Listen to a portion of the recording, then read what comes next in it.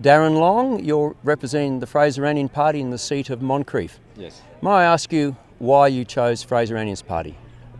Just trying to restore some balance back to our way of life, and just from what I've seen on the news, and especially him being attacked in Parliament for standing up for what's right, it's just time for a change, mate.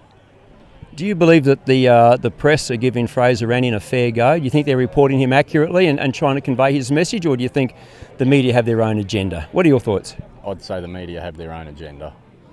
I haven't heard much good said about him at all, and it's all lies, absolute rubbish. It's just basic common sense what we're trying to do, just make everything fair and save the country from the road it's heading down. Yeah, this immigration side of things, Islamic immigration, no good, absolutely. Well, Fraser has repeatedly said he wants us to have a debate on population, have a debate. That means discuss it. And I think most people in Australia would probably say we would like to have that discussion. Do you think we do need a national discussion on our future population and immigration figures? Absolutely, absolutely. Why do you say that? Well, I'm getting close to 50 years old.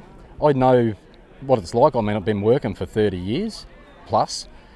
Used to be able to get in the car and drive to the other side of the city and not be late for work, right? It's not the roads that are getting smaller. They keep building the roads, but the population is just growing so much that you can't get around anymore. So are you saying that the infrastructure is not keeping up with the population growth? Not at all. What are we, 20 years ahead of their plans or something? 25 million people now or something like that,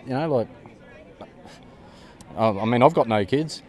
I don't know anybody who has 5 or 6 kids anymore. Can't afford it.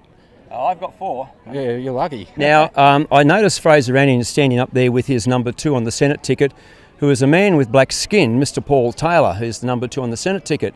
A lot of people would say, well, how does that tie up with the claims that Senator Anning is a white supremacist when his number 1 running mate, the number 2 on the ticket, is a black man?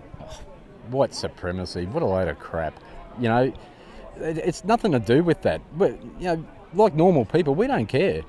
I don't care even if they're Iraqi, Afghanistani, Pakistani, whatever, as long as they leave that garbage behind in their own country. If they want to come here, they live like us. I'm all for a fair go. But Islam to me is not a religion. It's a death cult, to be honest. I've studied it a fair bit. There's nothing good about it, mate. They say it's a religion of peace. Well, when you look, my first experience of it really was 9/11, watching those 2 buildings come down. Most horrific thing I've seen in my life. People on fire jumping out of the, roofs off them. It all seems to be forgotten. Just recently the attack in Sri Lanka. Where are all the imams coming out going, oh, we condemn this act of terrorism against Christians? No, I haven't heard any of them. Even Waleed Ali on Channel 10, he goes on holidays or something, you know what I mean? But if anything happens to the Muslims, oh, crikey, the future king will fly over and have a chat to him. Yeah, I feel sorry for what happened there. It's wrong. It shouldn't have happened. But, it doesn't, it's the first one? First time? I'm hoping that there's no more of it. That's sooner or later the candle will burn at both ends. People have their own walks that they do. I mean, if someone snaps, they snap. And the gun laws as well. Like, the laws we have, someone can climb through your window and either rob you, beat you up, rape your missus. If you happen to kill them, you go to jail for it. Or if you think that they're going to do a crime like that, and you do even punch them in the head and drop them, you get done for assault. Yet in America, if you go crawling through someone's window, you got to expect to meet your maker. It's a gamble you take. It's just basic common sense that our governments over the past 20 years especially have lost. They've just gone to the other side. It bothers me very, very much. And I've only put my hand up here to run as a candidate for the future of little kiddies that are born now, because in 20, 30 years time, I might not be here. They're going to have big troubles if things don't change. That's what it's all about. Well, Darren, thank you very much for your time, and all the best in the election. Hope you go well. Thanks very much.